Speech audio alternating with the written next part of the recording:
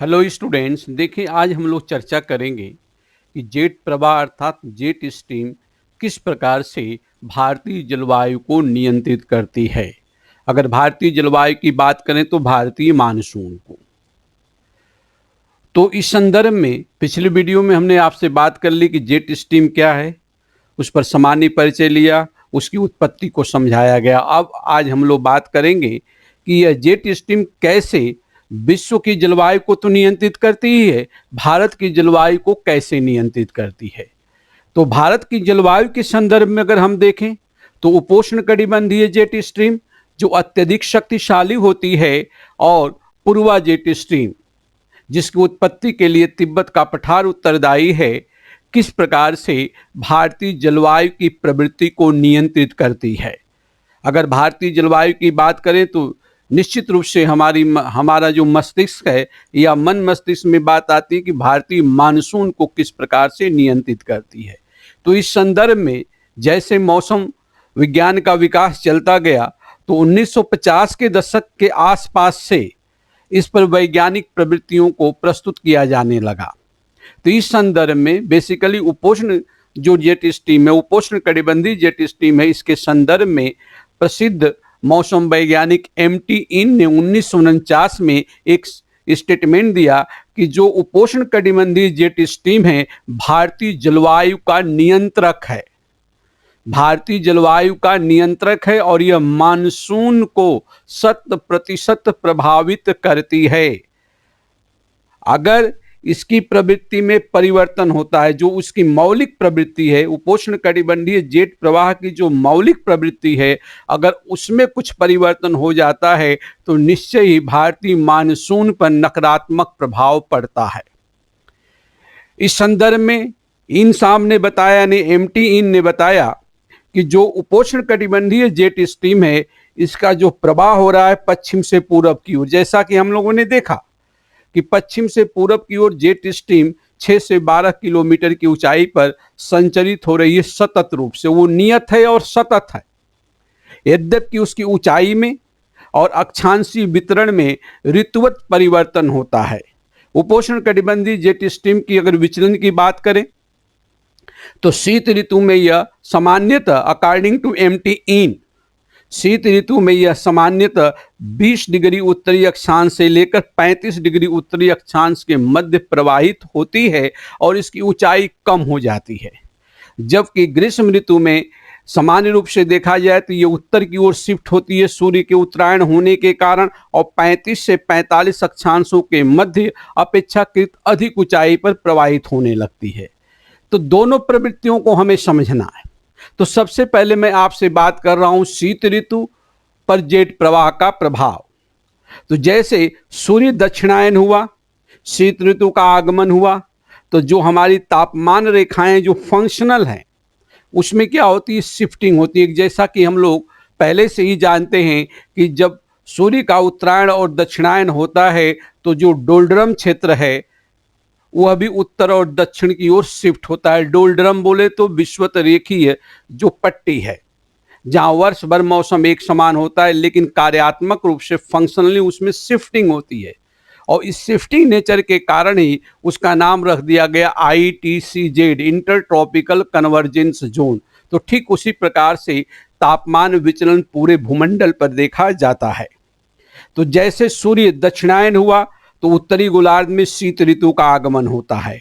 जब शीत ऋतु का आगमन होता है तो जो जेट प्रवाह सामान्य रूप से जो प्रवाहित हो रही है वह क्या करती है कि दक्षिण की ओर शिफ्ट होती है, और उसकी ऊंचाई में क्या आ जाती है, कमी आ जाती है। तो भारत के संदर्भ में अगर हम देखें तो 20 डिग्री उत्तरी अक्षांश से लेकर 35 डिग्री उत्तरी अक्षांश के मध्य इसका प्रवाह होता है, और इसकी ऊंचाई अपेक्षाकृत कम हो जाती है। इसके कारण, इसके परिणाम स्वरूप वह हिमालयी भाग से टकराने लगती है, हिमालयी भाग से टकराने लगती है, और टकराने के बाद ये दो भागों में बढ़ जाती है। इसकी उत्तरी शाखा हिमालय से टकराने के पश्चात तिब्बत के पठार से होते हुए मध्य चीन से ह्वांगहो नदी बेसिन से प्रवाहित होते हुए जापान के ऊपर, जापान के दक्षिणी भाग से क्या होती है, प्रशांत महासागर की ओर स्थानांतरित हो जाती है। जबकि दूसरी शाखा जो कि हिमालय से टकराती है तो हिमालय से टकराने के बाद वहाँ की घाटियों में अवतलित होती है और अवतलित होने के कारण वहाँ पर जो घाटी तापक्रम व्युत्क्रम या पर्वतीय तापक्रम व्युत्क्रम की प्रक्रिया को जन्म देती है। अर्थात वहाँ पर जैसे ये हवाएं टकराने के बाद भारी होकर नीचे बैठती हैं तो घाटियों में जो गर्म पवने हैं उनको ऊपर उठा लेती हैं, तो वहाँ पर स्थिति क्या होती है, तापक्रम व्युत्क्रम की हो जाती है। और जैसे तापक्रम व्युत्क्रम अर्थात टेम्परेचर इन्वर्जन की प्रक्रिया या मैकेनिज्म वहाँ जब संपादित होता है तो कोहरा तो बनता ही है, लेकिन जैसे ये हवाएं घाटी में ऊपर उठती हैं, तीव्र एडियाबेटिक टेम्परेचर चेंज करती हैं, रुद्धोष्म तापमान परिवर्तन करती हैं और आर्द्रता बढ़ती चली जाती है उस परिस्थिति के अनुसार, और स्नोफॉल शुरू हो जाता है जिसको हम क्या कहते हैं, बर्फबारी अर्थात हिमपात शुरू हो जाता है। तो शीत ऋतु में क्या हुआ, हिमपात की प्रवृत्ति बढ़ गई। जब बहुत ज़्यादा प्रवृत्ति बढ़ जाती है या ट्रेंड, कहने का मतलब कि उसकी तीव्रता बढ़ती है, तो इसका तात्पर्य ये हुआ कि जेट प्रवाह पूर्णतः इस हिमालयी क्षेत्र को प्रभावित कर रही है। और वहाँ से फिर चूंकि इसकी दिशा पश्चिम से पूरब की ओर है तो टकराने के पश्चात ये महान मैदान की ओर बैठने लगती है, और महान मैदान में आने के बाद यह जो शाखा बैठ रही है महान मैदान से होते हुए फिर पूरब की तरफ स्थानांतरित होती है, और जब पूरब की तरफ स्थानांतरित होती है तो शीतलहर का दौर शुरू कर देती है। क्या करती है, महान मैदान में शीतलहर का दौर शुरू हो जाता है, वेव, कोल्ड वेव शुरू हो जाती है। और जब इसका प्रभाव होता है तो यहाँ पर एक प्रक्रिया और हो जाती है स्वाभाविक रूप से कि जब सूर्य उत्तरायण से दक्षिणायन हो चुका है तो इनकमिंग सोलर रेडिएशन, कहने का मतलब कि जो सौरिक विकिरण आ रहा है उसकी मात्रा में कमी हो चुकी है और पार्थिव विकिरण की मात्रा में वृद्धि हो चुकी है। तो जब अत्यधिक पार्थिव विकिरण हो जाता है, शीत ऋतु भी आ गया और अत्यधिक पार्थिव विकिरण भी हो रहा है, तो सतह शीतल हो जाती है और उसके ऊपर स्थित वायुमंडलीय परत अपेक्षाकृत गर्म होती है। तो महान मैदानी क्षेत्र में भी तापक्रम व्युत्क्रम अर्थात टेम्परेचर इन्वर्जन की प्रक्रिया संपादित होती है, और इस दौरान सतह के पास घने कोहरे अर्थात फॉग का फॉर्मेशन होता है, अत्यधिक घने कोहरे का निर्माण होता है, और साथ ही जब संघनन की प्रक्रिया और नीचे होने लगती है तो पाला, कहने का मतलब फ्रोस्ट का निर्माण होने लगता है, जिसको हम कहते हैं सामान्य भाषा में कि पाला पड़ने लगा। लेकिन जैसे ये जेट स्ट्रीम बैठती है तो शीतलहर का प्रकोप बहुत ज़्यादा तीव्र हो जाता है, और इस दौरान क्या होता है कि पूरे महान मैदान में अति उच्च वायु दाब की स्थिति उत्पन्न हो जाती है। पूरे महान मैदान में अति उच्च वायु दाब की स्थिति उत्पन्न हो जाती है, और इसकी अपेक्षा बंगाल की खाड़ी या अरब सागर में, बंगाल की खाड़ी तथा अरब सागर में अपेक्षाकृत निम्न वायु दाब होता है। तो यह पवनें क्या होती हैं, उच्च वायु दाब से निम्न वायु दाब की ओर भी स्थानांतरित होती हैं, और यहीं से उत्तरी पूर्वी मानसून की उत्पत्ति यानी उसकी उत्पत्ति और तीव्रता का स्वरूप बदलता है। कहने का मतलब कि जो उत्तरी पूर्वी मानसून है, जो मानसून लौट रही थी, उसका स्वरूप परिवर्तित होता है और पूर्वी तटीय क्षेत्रों में वो बारिश करने लगती है। दूसरी ओर जब ITCZ शिफ्ट हो रहा है दक्षिण की ओर, तो बंगाल की खाड़ी की ओर शिफ्ट होते जाता है, तो वहाँ पर महान मैदान या जो पूरा का पूरा अपना स्थलीय भाग है, प्रायद्वीपीय भाग लेते हुए सामान्यतः उत्तरी जो भाग है हमारा महान मैदान का, वहाँ पर हाई प्रेशर होता है, और बंगाल की खाड़ी या अन्य सागरीय भागों में जो लो प्रेशर होता है तो वहाँ पर लो प्रेशर का केंद्र बनता है, और लो प्रेशर के केंद्र बनते ही चक्रवाती परिघटनाएं शुरू हो जाती है। सामान्यतः ये देखा जाता है कि बंगाल की खाड़ी में जो प्रकृति है चक्रवात की, अक्टूबर से लेकर दिसंबर तक संपादित होती रहती है। यद्यपि जलवायु परिवर्तन के संदर्भ में अगर हम देखने की कोशिश करते हैं तो इनमें काफ़ी विचलन देखा जाता है, लेकिन सामान्यतः अक्टूबर से लेकर जो दिसंबर के मध्य के जो चक्रवात आते हैं उनके पीछे मूल कारण ये है कि जब जेट स्ट्रीम बैठने लगती है या मैदानी भागों में उच्च वायु दाब की स्थिति होती है, तो सागरीय सतह पर निम्न वायु दाब की स्थिति होती है, तो वहाँ चक्रवातों की प्रवृत्ति क्या होती है, दिखाई देती है, यानी चक्रवात विकसित होने लगते हैं। तो यह तो क्या हुआ, पूरी विंटर सीजन को कंट्रोल कर रही है, कौन कर रही है, जेट स्ट्रीम। दूसरी ओर एक महत्वपूर्ण एस्पेक्ट हम देखते हैं प्रतिवर्ष, उसको महसूस भी करते हैं। जब जेट स्ट्रीम 20 डिग्री उत्तरी अक्षांश से होकर चल रही है, शीत ऋतु का समय है, तो जब ये भूमध्य सागर से होकर गुजरती है, मेडिटेरियन सी से होकर गुजरती है, तो वहां पर क्या होता है कि जो मौसम परिवर्तन, ऋतु परिवर्तन हो रहा है, उसके कारण भूमध्य सागर के ऊपर यानी मेडिटेरियन सी के ऊपर जो परिस्थिति बनती है निम्न वायुदाब की, तो वहां पर विशेष शीतोष्ण कटिबंधीय चक्रवातों की उत्पत्ति होती है। और वे चक्रवात जेट स्ट्रीम के प्रभाव में आकर पश्चिम से पूरब की ओर गति करते हुए अरेबियन प्रायद्वीप को क्रॉस करते हैं, पर्शियन खाड़ी को, कहने का मतलब पर्शियन गल्फ को क्रॉस करते करते पाकिस्तान से होते हुए भारत के महान मैदान पर थोड़ी तीव्रता को कम करते हुए एक विस्तृत स्वरूप ले लेते हैं, जिसे हम कहते हैं पश्चिमी विक्षोभ, वेस्टर्न डिस्टर्बेंस। और यह दिसंबर से लेकर जनवरी तक या कभी कभी फरवरी तक देखा जाता है। तो जैसे पश्चिमी विक्षोभ की प्रक्रिया शुरू होती है, तो शीत ऋतु में हल्की फुल्की वर्षा प्राप्त होने लगती है मैदानी क्षेत्रों में। अपने राजस्थान के रेगिस्तान से लेकर संपूर्ण मैदानी क्षेत्र में या उत्तरी भाग में हल्की फुल्की वर्षा प्राप्त होती है। और यह वर्षा, जो ये प्रेसिपिटेशन हो रहा है, ये वर्षा जो हो रही है, यह रबी की फसलों के लिए अमृत होती है। अमृत का मतलब कि रबी की फसलों के लिए सिंचाई की आवश्यकता कम होती है, तो उस सिंचाई को परिपूर्ण कर देती है, तो किसानों की काफ़ी बचत होती है। तो ये अमृत समान है। और ऐसी वर्षा को राजस्थान में मावट कहते हैं, ऐसे सामान्यतः शीत ऋतु की वर्षा करते हैं। जैसा कि हम लोग जानते हैं कि शीत ऋतु में 3% वर्षा जो है पश्चिमी विक्षोभ से ही सामान्य रूप से प्राप्त होती है, जो कि रबी की फसलों के लिए अति आवश्यक है। लेकिन जैसे जैसे जलवायु परिवर्तन की प्रवृत्ति में तीव्रता आ रही है, जलवायु परिवर्तन हो रहा है, तो कभी कभी ये पछुआ विक्षोभ जो है, पश्चिमी विक्षोभ हैवी रेनफॉल कर देते हैं और समय में भी परिवर्तनशीलता आ गई। कभी कभी तो ऐसा होता है कि सरसों, गेहूं, जौ की फसल पक चुकी है या कटाई हो चुकी है, उस समय भी मावट हो जाती है, तो बड़े पैमाने पर नुकसान भी होता है। कुल मिलाकर ये कहा जाए कि शीत ऋतु को जेट स्ट्रीम पूर्णतः नियंत्रित कर रही है। अब हम ग्रीष्म ऋतु पर चलते हैं। तो ग्रीष्म ऋतु में क्या हुआ, परिस्थितियां बदली, निरपेक्ष परिस्थिति बदली। निरपेक्ष बोले तो सूर्य और पृथ्वी की सापेक्षिक स्थिति में क्या हुआ, परिवर्तन हुआ। अब सूर्य की किरणें धीरे धीरे उत्तरी गोलार्ध पर चमकने लगी, अर्थात सूर्य का उत्तरायण हो गया। जब सूर्य का उत्तरायण हुआ तो ये पूरा का पूरा भूभाग क्या होता है, गर्म होने लगता है।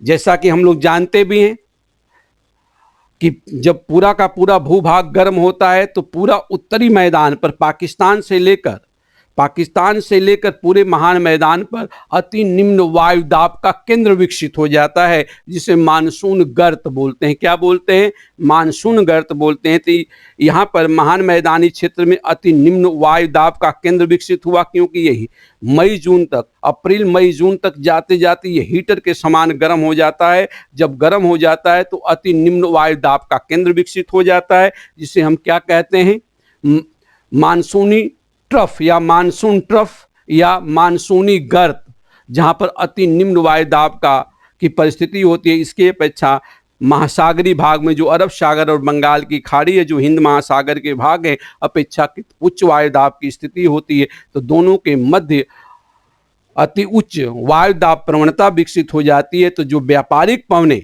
मेस्केरियन उच्च भूमि तक आ चुकी हैं, वह तीव्रता से इधर की ओर झुक जाती है। कहने का मतलब बैरोमीट्रिक ढाल हो जाता है, इधर तीव्रता की तरह चलती है और संपूर्ण भारतीय क्षेत्र के साथ साथ संपूर्ण उपमहाद्वीप और हिंद चीन को क्या करती हैं, प्रभावित करती हैं। तो ये सामान्य परिस्थिति कब हुई कि इस दौरान क्या होता है कि जेट स्ट्रीम सूर्य के उत्तरायण होने के कारण सामान्य परिस्थिति में उत्तर की ओर शिफ्ट हो गई या स्थानांतरित हो गई। स्थानांतरण कहाँ हुआ, 35 से 45 अक्षांश के मध्य। और दूसरी ओर इसकी ऊंचाई भी बढ़ जाती है। जब ऊंचाई बढ़ जाती है तो हिमालय से टकराती नहीं है और तिब्बत के पठार से होते हुए पश्चिम से पूरब की ओर प्रवाहित होने रहती है। इस स्थिति में जो अपना मानसूनी ट्रफ है, जो मानसूनी गर्त है, जो अति निम्न वायु दाब का केंद्र है, वो सुचारू रूप से विकसित हो जाता है और मानसून पर्याप्त मात्रा में इस क्षेत्र में अवक्षेप कर पाती है, मीन्स प्रेसिपिटेशन। लेकिन अगर किसी कारणवश मई जून के महीने तक आते आते ये जो जेट प्रवाह है शिफ्ट नहीं हुआ, तो जैसा कि 2003-4 के वित्त वर्ष में देखा गया कि उस दौरान जेट स्ट्रीम की शिफ्टिंग समय से पूर्व, कहने का मतलब समय पर नहीं हुई, जिसके कारण हमारी मानसून जो है कुछ क्षेत्रों में तो अच्छी वर्षा की, लेकिन पश्चिमी उत्तर प्रदेश, राजस्थान से लेकर पंजाब, हरियाणा, जम्मू कश्मीर या पाकिस्तान सूखा से ग्रसित हो गए। उस समय की परिस्थिति क्या हुई थी? 2003-4 वाला जो वित्त वर्ष था, राजस्थान में और अन्य क्षेत्रों में जो कच्छ का क्षेत्र, भयंकर सूखा का सामना करना पड़ा। उस समय क्या हुआ कि जो प्रशांत महासागर में और हिंद महासागर में जो ऑसिलेशन था वो सकारात्मक था। इंडियन ओशन डायपोल भी सकारात्मक था। मेट्रोलॉजिस्ट, मौसम वैज्ञानिकों ने घोषणा की कि मानसून सामान्य है। तो मानसून सामान्य से और नियत दिन पर पूरे भारत में पहुंचे, लेकिन कुछ समय के बाद यह जो है एक ऐसा क्षेत्र बन गया जो अभी मानचित्र में भी दिखाएंगे कि अहमदाबाद, इंदौर, भोपाल से होते हुए लखनऊ तक की एक पेटी बन गई, जहां उच्च वायुदाब की स्थिति रहती थी और उससे पूर्व और दक्षिण में निम्न वायुदाब। तो मानसून तो पूरी आर्द्रता लेकर आई है। दोनों शाखाएं कितनी आर्द्रता लेकर आती हैं? 11,100 BCM, बिलियन क्यूबिक मीटर, जिसमें से 2400 बिलियन क्यूबिक मीटर का प्रेसिपिटेशन भारत भूमि पर करती है। तो उन्होंने तो प्रेसिपिटेशन किया, वर्षा की। तो एक तरफ स्थिति क्या हो गई, एक तरफ तो जो पश्चिमोत्तर भारत है वहाँ सूखा की स्थिति आ गई, और जो पूर्वोत्तर और दक्षिणी भारत है वहाँ बाढ़ की स्थिति आ गई। तो दोनों तरह से नेचुरल डिजास्टर हो गया। अब परिस्थिति क्या आएगी उस समय कि जो पश्चिमी उत्तर प्रदेश, पंजाब, हरियाणा का किसान है, जो धान, पैडी अर्थात चावल की खेती करता है, नर्सरी तो उगा चुका था, लेकिन वर्षा नहीं हुई। और ये स्थिति, कहने का मतलब कि 14-15 जुलाई तक वर्षा हुई ही नहीं। तो उन किसानों ने क्या किया कि धान या जो पैडी जिसे हम कहते हैं उसकी नर्सरी को हटाकर बाजरे की फसल को डाला। लेकिन बाजरे की फसल जैसे ही थोड़ी बड़ी हुई तो मिड जुलाई तक जाते जाते उसके बाद ये स्थिति अपने आप हट जाती है और फिर इन क्षेत्रों में भयंकर वर्षा होने लगी। तो किसान तो क्या हुआ, न तो धान उगा पाया, न तो पैडी की फसल उगा पाया, न तो बाजरे की, क्योंकि वह भी अत्यधिक वर्षा के कारण क्या हो गई, बर्बाद हो गई। बहरहाल पंजाब, हरियाणा में तो कुछ बारिश प्राप्त हुई, लेकिन राजस्थान शुष्क ही बना रहा, क्योंकि जो मानसून की तीव्रता थी वह उस तीव्रता को प्राप्त नहीं कर पाई, जिससे कि पूरा का पूरा राजस्थान क्या हो, प्रभावित हो। तो यहाँ पर भयंकर सूखे की स्थिति आ गई। जो पश्चिमी जेट प्रवाह है ग्रीष्म ऋतु में उस समय में क्यों नहीं शिफ्ट हुई, तो कई विद्वानों ने बताया कि जब अफगानिस्तान में बमबारी हुई थी तो उसमें जो पार्टिकुलेट मैटर्स या अन्य तत्वों का उपयोग किया गया था, उसने इस विचलन को क्या किया, प्रभावित कर दिया। और इस संदर्भ में ऑस्ट्रेलिया के वैज्ञानिकों ने, मौसम वैज्ञानिकों ने सूचना भी दी थी। कहने का मतलब कि 2003-4 में जो जेट स्ट्रीम का प्रभाव देखा गया, जो विचलन में, उसमें जो विचलन में क्या आगे, कहने का मतलब जो शिफ्टिंग नेचर है उसमें जो विचलन आया, परिवर्तन आया, उसके पीछे मानव जनित कारक उत्तरदायी हैं। तो इस परिस्थिति को समझते हुए हम कह सकते हैं, या देखते हुए, या इस विश्लेषण के आधार पर हम कह सकते हैं कि पछुआ जेट स्ट्रीम, पछुआ उपोष्ण कटिबंधीय जेट स्ट्रीम हमारी जलवायु का मुख्य नियंत्रक है। अब यह नियंत्रण कैसे करती, इसको हम देखते हैं। तो दो प्रवृत्ति हम आपको समझाने जा रहे हैं। देखिए आप, पहला है jet stream and winter season. तो जेट स्ट्रीम जो विंटर सीजन में है, यह शिफ्ट हो गई 20 डिग्री उत्तरी अक्षांश पर। देखिए पर्शियन गल्फ और अफ्रीका के पश्चिमी भाग से अब होकर गुजर रही है। लगभग ये 23 डिग्री अक्षांश से क्या हुआ, थोड़ा सा नीचे की तरफ से, तो ये 20 डिग्री अक्षांश तक क्या हो चुकी है, आ चुकी है। देखिए इसके नीचे से भी ये गुजरेगी। अब जब ये 20 डिग्री उत्तरी अक्षांश से और 35 डिग्री उत्तरी अक्षांश के मध्य चल रही है और इसकी ऊंचाई भी कम हो गई, क्या हो गई, ऊंचाई कम हो गई। शीत ऋतु में वायुमंडलीय जो परत है और वायुमंडलीय परिसंचरण की जो प्रक्रियाएं हैं वो ऊंचाई कम प्राप्त कर लेती है, क्योंकि प्रेशर बढ़ता है। तो यहाँ पर आई और यहाँ पर ये हिमालय दिख रहा है। ये क्या है, हिमालय। तो हिमालय से टकरा गई जैसा कि बताया, और दो शाखाएं हो गई। एक शाखा इसके उत्तर से होते हुए, तिब्बत से होते हुए, चीन से होते हुए, ये ह्वांगहो नदी घाटी से होते हुए, जापान के और कोरिया से होते हुए क्या होगी, प्रशांत महासागर की ओर सामान्य रूप से स्थानांतरित हो रही। लेकिन जो अधिकतर इसका भाग है, यहाँ से टकराने के बाद हिमालय के तलहटी में, हिमालय के घाटी में, तलहटी में और मैदानी भाग में क्या हो रहा है, अवतलित हो रहा है। और अवतलित होने के पश्चात जो यहाँ पर शुष्क पौने उनको ऊपर उठाया, तापक्रम व्युत्क्रम हुआ, तो यहाँ पर जोरदार हिमपात शुरू हुआ। जोरदार हिमपात शुरू हो गया, जिसको हम बर्फबारी कहते हैं। और ये एक शाखा क्या हो गई, मैदान से होते हुए इधर चली। तो यहाँ पर जो जैसा कि बताया कि प्रक्रिया क्या थी, एक तो पार्थिव विकिरण ज्यादा हो रहा है, सूर्य कहाँ है, दक्षिणायन है, दक्षिण में है, तो पार्थिव विकिरण ज्यादा हो रहा है, सूर्यास्त कम आ रहा है। तो यहाँ पर सामान्य रूप से भी तापक्रम व्युत्क्रम चल रहा है। लेकिन जैसे इसका प्रभाव होता है, इस तापक्रम व्युत्क्रम की तीव्रता को अति तीव्र कर देता है। और अति तीव्र करने के बाद जो होता है, डेंस फॉग फॉर्मेशन होते हैं। कहने का मतलब अत्यधिक सघन कोहरे का निर्माण होता है। और हिमपात के साथ साथ, यहाँ तो हिमपात हो रहा है, यहाँ पर पाला पड़ने लगते हैं, जिसको कहते हैं फ्रोस्ट फॉर्मेशन। तो फसलें भी क्या होती है, बर्बाद होने लगती हैं। तो ये स्थिति आ जाती है। और यहाँ पर उच्च वायुदाब हुआ, यहाँ निम्न वायुदाब। तो देखो ये क्या हो गया, थोड़ा सा और बड़ा कर, यहाँ तो उच्च वायुदाब, यहाँ पर निम्न वायुदाब। तो निम्न वायुदाब हुआ तो यहाँ चक्रवात आ गया। और इस तरह से ये नॉर्थ ईस्ट मानसून का क्या होता है, प्रभाव हम देख रहे हैं। तो ये पूरी तरह से सीजन को कंट्रोल कर रहा है। अब देखो, सीजन को कंट्रोल जब कर रहा है, तो जो विंटर सीजन को इसने कंट्रोल किया, तो कुछ सकारात्मक कुछ नकारात्मक दोनों पहलू हैं। सकारात्मक पहलू क्या है कि जो शीत ऋतु में पूरे क्षेत्र में जो कृषि कार्य है और जो उद्योग है, उद्योग बोले तो बेसिकली पर्यटन उद्योग, उसको ये विकसित करता है। यहाँ पर जब बर्फबारी होती है, तो जम्मू कश्मीर में केसर की खेती, और जम्मू कश्मीर, हिमाचल, उत्तराखंड से लेते हुए इन क्षेत्रों में जो बागानी कृषि होती है, प्लांटेशन जो फार्मिंग है, कहने सेब, नाशपाती वगैरह का खूब अच्छा उत्पादन होता है। इन फसलों के उत्पादन के लिए, यानी फलों के उत्पादन के लिए और केसर के उत्पादन के लिए सामान्य बर्फबारी आवश्यक है। और बर्फबारी अर्थात हिमपात तभी अच्छा होता है जब जेट स्ट्रीम यहाँ टकराने के बाद तापक्रम व्युत्क्रम की प्रक्रिया को जन्म देती है। क्लियर? तो वहाँ हुआ। फिर यहाँ पर जो शीत लहर का प्रकोप चल रहा है, यह भी एक हद तक रबी की फसलों के लिए जरूरी है, लेकिन बहुत ज्यादा नहीं। दूसरा पहलू यह है कि जैसा कि बताया कि यहाँ पर विशिष्ट शीतोष्ण कटिबंधीय चक्रवात उत्पन्न हुआ। देख लें चक्रवात, और ये इसके प्रभाव में चल रहा है। और पर्शियन गल्फ तक आते आते और ज्यादा ये तीव्रता ले लेता है।